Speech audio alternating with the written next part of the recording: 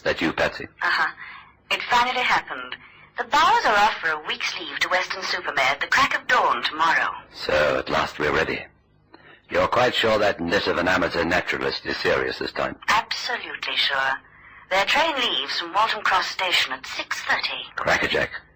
Now, all you have to do is to ring up an apiarist and we're in business. Do you know of one offhand? Oh, no, darling. We mustn't ring an apiarist.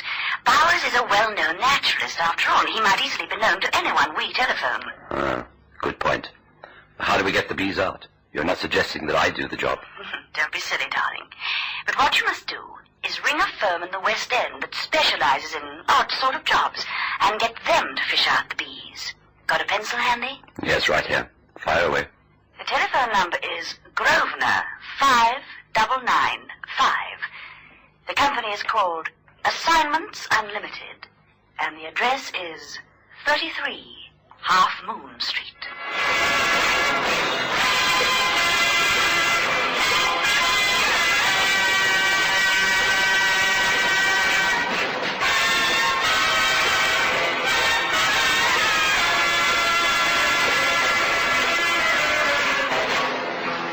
No money for honey. Even as the man was speaking to me on the telephone, I was making a mental note to subcontract the job. It must have been Ned Benson's sudden arrival that put it out of my mind. Certainly, the outcome might have been dramatically different if I had subcontracted. All I could remember at the time was the man's preoccupation with the queen bee, that is. This entomological phenomenon had more importance for him than Sheba had for Solomon. It's of paramount importance, Mr. Mason, that you find the queen. She's always at the back of the hive. Unless you dislodge her, all your efforts will have been to no avail. The bees will simply multiply all over again. I understand that, Mr. Barr. Professor Barr. You see, I've been given a week's unexpected leave. My wife and I are off in the morning to Weston-super-Mare for a bit of a break. I would like the bees removed before I get back. In fact, if you can do the job tomorrow, so much the better. Well, I'll do my best, Professor. I'm not sure that I have an expert in my staff, but, well, you can rely on us to complete the task satisfactorily. I take it you'll want the swarm removed to another hive. I'm not in the least bit concerned with what you do with the wretched things as long as they're gone before my return. But I emphasize that I must have the queen. Dead or alive? Sounds like a tribal war in darkest Africa. It's no laughing matter, Mr. Mason. I've been plagued with these bees for months now. My wife won't let me go near them, and this week at the coast is heaven sent. I can sleep easily if I know they'll be gone when I return. Oh, just leave everything to us, Professor Barr. I'll have them out of there first thing tomorrow morning. Thank you. Well, I think that's all, Mr. Mason. Well, you haven't given me the address, Professor. Oh, of course. No wonder they say professors are absent-minded, eh? It's number 24, River Lee Cottages, Freezy Water, Hertfordshire. You got that? Oh, we'll find it easily. It's on the Green Line bus route, actually. Oh, I know the area well, Professor. That's all, I think. Don't forget the Queen, will you? I won't. Well, goodbye. Have a nice holiday, Professor. Goodbye. Yeah, well, that sounded like a summary dismissal. Was it a client? Yes, Benson, a professor of entomology. Bees. So that's why you told him to buzz off. Oh, easy on the puns, Benson. I've got a sting in my tail, too. And your client's got a bee in his bonnet, What gives? Well, he's got bees in his cottage roof, and while he's on holiday, he wants us to remove them. Know anything about bees? No, I'm strictly a boy for two-legged honeys. Oh, I should have known better than to ask. Ned Benson, the glamour puss of Assignments Unlimited. Now, wait a minute, Chief, please. Hi, Ned. Hi, Chief. Oh, hello, Jill. How'd you go? Oh, dead easy. I drove the old boy to the Queen Mary, and using my delectable charms, got him on board the Queen in half an hour. See? Modesty, the female glamour puss of Assignments Unlimited. What's eating him? Yeah, we also have our problem with the Queen. Not the Queen Mary, a lesser monarch, a Queen Bee. Well, when I see a bee in this office, I eliminate it. Like that. You sort of reckon we should spray him out, huh? Why not? What's good for one is good for the whole family. Don't you mean bad? Jill, we can kill those bees. It just isn't done as bad for the national economy. I wouldn't be surprised if they aren't protected by the Royal Society for the Prevention of Cruelty to Animals. Anyway, the chief said the owner is a professor of entomology. That means he'll have a bug about bugs, you know? He sounded a very young professor. Oh, and he didn't mind in the least about the bees' welfare. Dead or alive with the Queen. It's all the same to him. Oh, I can already hear the Newgate bell sounding its deathly toll. Oh, look, honey, if you want to go and play Florence Nightingale to that swarm of bees, it's all right with me, but I stay right here. Either we heist that Queen Mother with DDT, or I'm not going. Were you ever bitten by a bee? No, but I was once stung by Pearly King. All right, handsome. Death to the winged insect. Freeze the water, did you say? I'll get the car. You get the cans of aerosol insect spray. Here's where we begin Operation Extermination.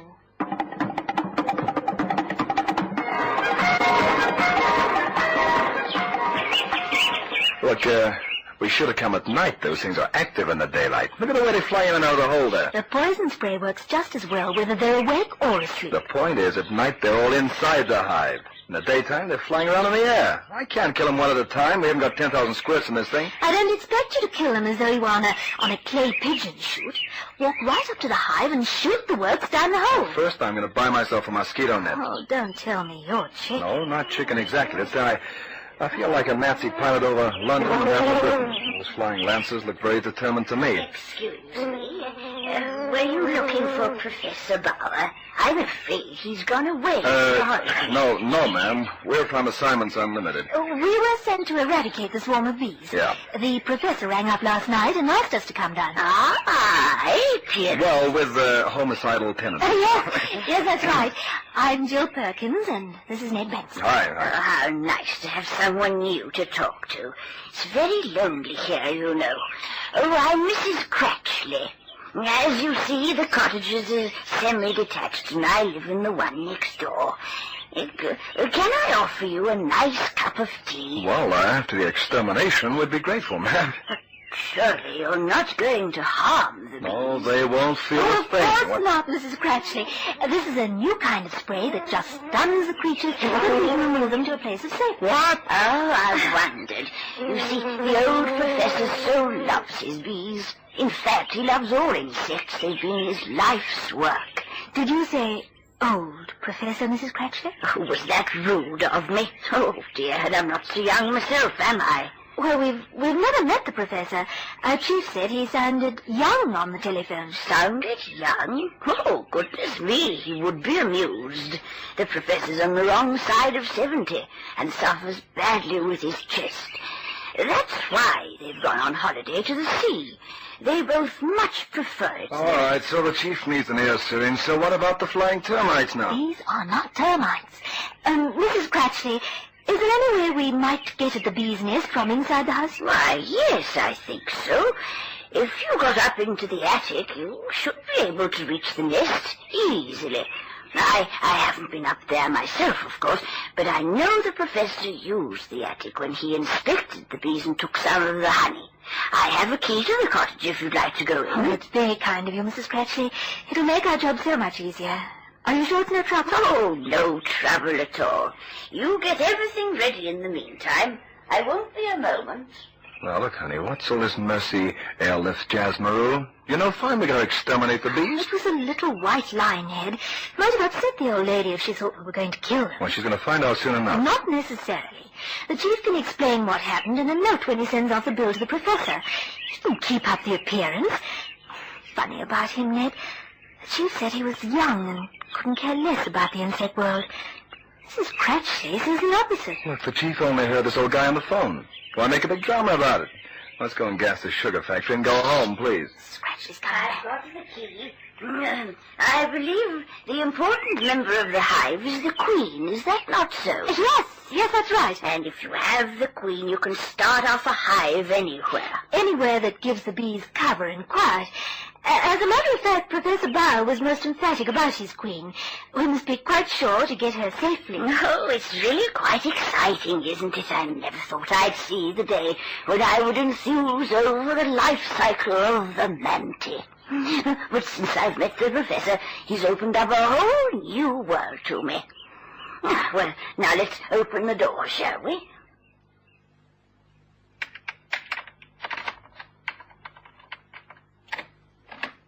There we are. It's a loft more than an attic. The stairs lead right up from the hall here. Will you be long? Not for very long. Mrs. Cratchley, this is a sort of new kind of gas. It's a sort of experiment. Like, I don't think under the circumstances you should stay here. I'm not in the least bit worried, Miss Perkins. Nevertheless, I think Ned is right. Nobody can ever be quite sure how bees will react. Oh. We'd both feel much easier in our own minds if you were safely inside your cottage. Yeah, that's right, yeah. Oh, very well. I'll put the kettle on, and then you can come right over when you've finished. How's that? Oh, just great. Oh, I won't keep you then. As soon as you've finished. Well, now you've gone and made me feel like a murderer. Come on. How can you say that? Whoever could get murdered in this sleepy hollow? Is that spray safe for humans? Yes, and animals. Shall I empty some into the air? Yeah, I'm mopping up operations for strays. How can you mop up before the operation's begun? Look, so far in this assignment, the cart's been before the horse all the way. Oh, there's the hole. Yeah, it's better from the inside. Watch it. If they go crazy, make a run for the trapdoor and jump through, all right? All right. Ned, What is it? I'm scared. Oh, this is a great time to go feminine on me. Oh, you'll be all right. Hand me that spray. Here. Thanks. Well, here goes.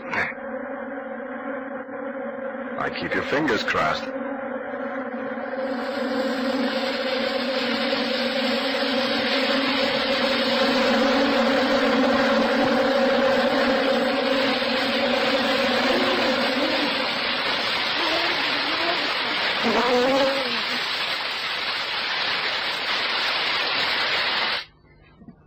Well, it worked. Well, you know, let's have a look around here.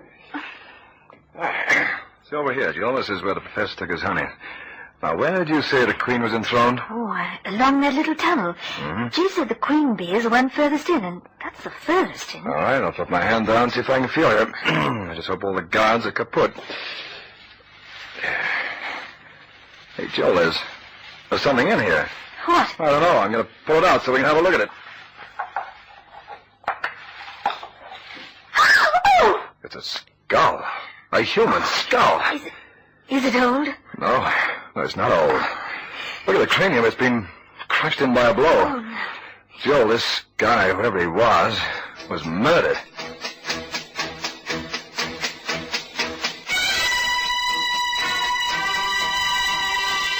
Inspector Percy Margot was a kindly-looking man. He asked his questions with an apologetic air and seemed almost embarrassed that murder should be committed in the metropolitan area. But, well, this was merely a pose. Margot of the murder squad was a ruthless and painstaking investigator with a hide of leather and a will of steel. He used the cottage with its grim relic as his base for operations, smiling benignly on Mrs. Cratchley, who, bubbling over with excitement, relished the discovery of the cottage's ghastly secret. She ploughed stoically to and from her kitchen, plying the inspector with an endless river of piping hot tea. He'd been there for 2 days before he sent for me. Oh, sit down, Mr. Mason.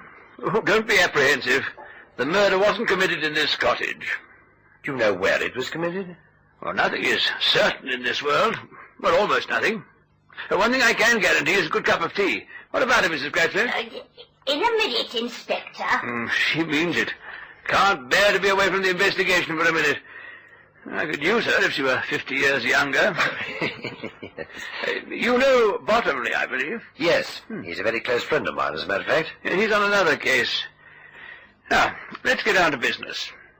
An unknown person telephoned you on the night of the 24th and said he wanted you to remove a bee's nest from this cottage, huh? Well, that's not entirely correct. He said he was Professor Bauer.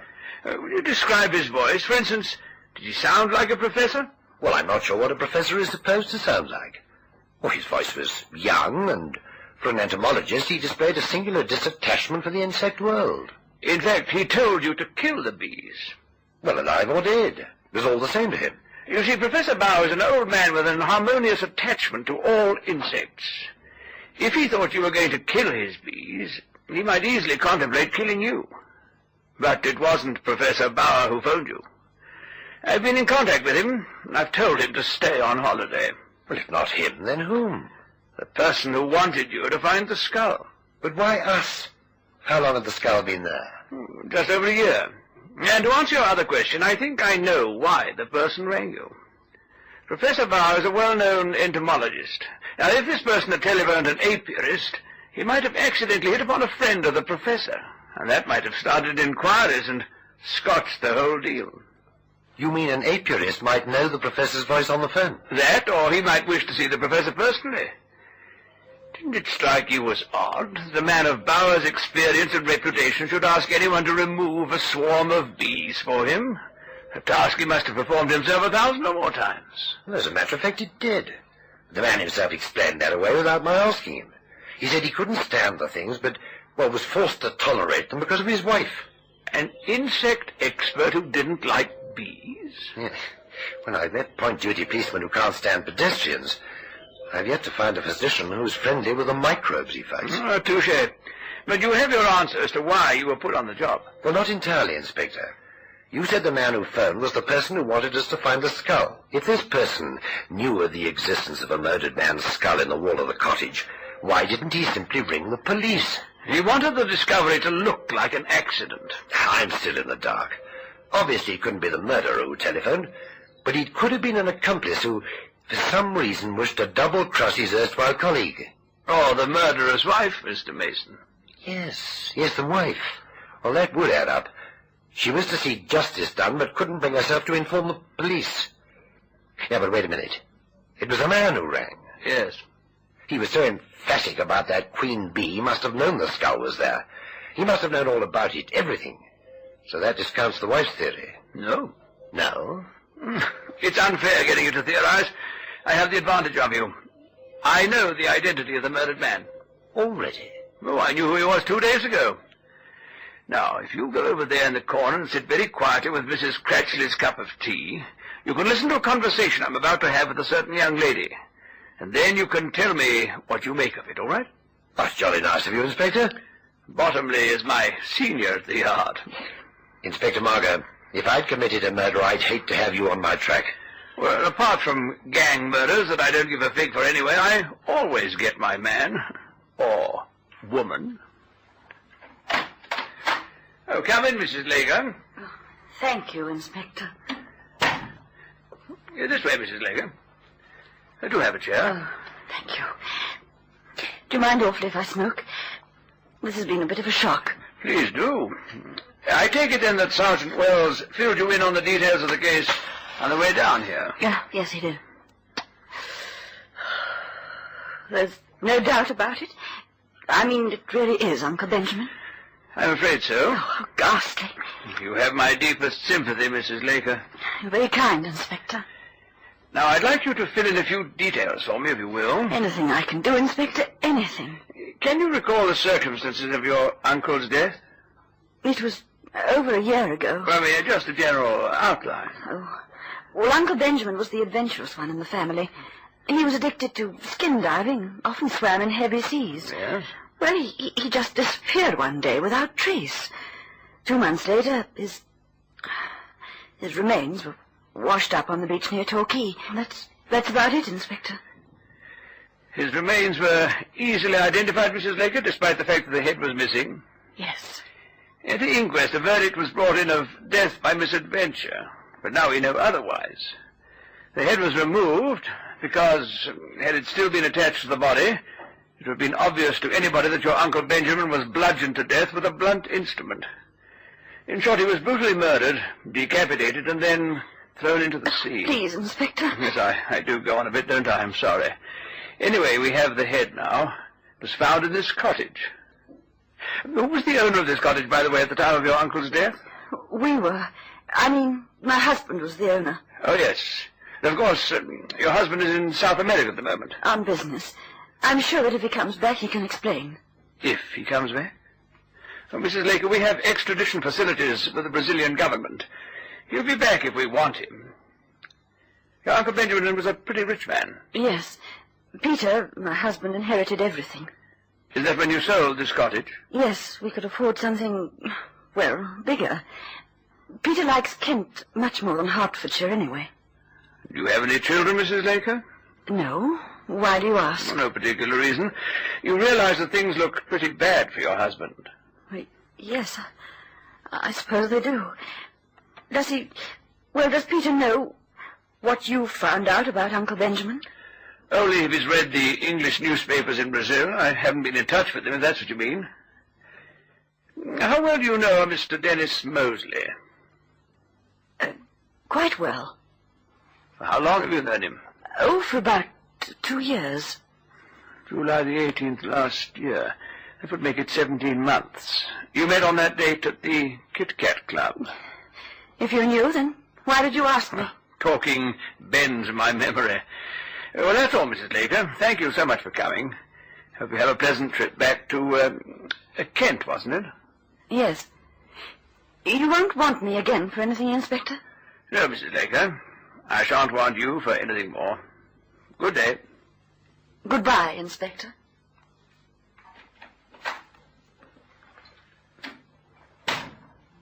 For the life of me, I can't see why you asked half of those questions. Well, you obviously knew where you're going. Oh, yes. Interesting woman, isn't she? Beautiful. Too beautiful for her own good. Do you think she knew all the time? I mean, she helped her husband to murder their uncle? Peter Laker's a quiet, studious sort of fellow. Museums and things. That's what he's doing in South America. Studying the dietetic habits of the upper Amazonian jivaros. But there remains one pebble on the beach we haven't kicked yet. It happens to be the most important one. At least, the one who's the reason for you being here. Me? You're not here entirely because Bottomley is my senior. Now, grab that telephone.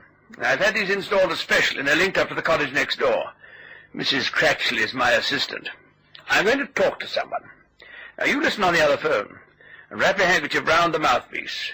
I don't want him to hear that you are listening. Yes, Inspector. Put Mr. Dennis Moseley on the line, will you, Mrs. Cratchley? Oh, yes. Here he is, Inspector. Hello? Inspector Margot here, Mr. Moseley. How does one get to your cottage in Kent? But you must be mistaken, Inspector. I have no cottage in Kent. In fact, I haven't got a cottage anywhere. What? I must be barking up the wrong tree. I'm so sorry. Well, Mr. Mason? Oh, well, it's him, of course, the same voice. I swear in court that it's the same man who spoke to me at 33 Harpon Street. It wouldn't stand up as evidence in court, you know. But we don't need the evidence now, do we? You knew the identity of the murderer all along, didn't you? Within 2 hours. But you know now, don't you? Yes, oh yes, I know now. Peter Laker was quite innocent of the killing. His wife and her lover, Dennis Moseley, planned it and executed it, and very nearly got away with it. They knew that Peter Laker was the sole beneficiary to Uncle Benjamin's will, just as his wife, Patricia, was the sole beneficiary under the terms of Peter's own will. They murdered Uncle Benjamin, decapitated him, and hid the head in the wall of the cottage. Dennis planted a bee swarm in the hole for 2 reasons. The first was that the angry little insects would act as guardians of the skull.